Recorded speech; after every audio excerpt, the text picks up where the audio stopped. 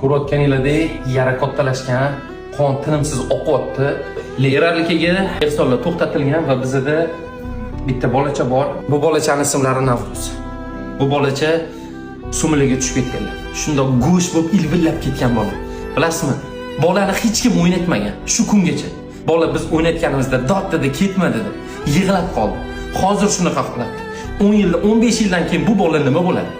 Oynaga qarasa, har qaraganda qanaqa ahvolga tushadi? Hamma bundan o'zini itarsa qanaqa ahvolga tushadi? Endi bu bolachamiz hozir qiyin ahvolda turibdi Navruz. Bu chaqaloqga biz yordam qilsak bo'ladi. 3 dona amaliyot operatsiyasi qilgan. Bizga yana 200 milliondan 300 milliongacha pul kerak. Bizim Instagramimiz bamga tushgan, videolar rekka chiqmayapti. Bitta story qo'yib, videoni tarqatib tashlab, kommentda duo yozib, reaksiyalar tashlab tashlasangiz biz bamdan chiqib ketishimiz mumkin. Hammamiz harakat qilsak, bu bola go'zal holatga keladi. Faqat befarq bo'lmang, iltimos qilaman. Pul cho'zsak hammasi yaxshi. Alhamdulillah. Men akamning nomlaridan va o'sha bolachaning nomlaridan sizlarga qo'l cho'zaman. Shu qo'l o'rniga qo'l berishga harakat qilaman.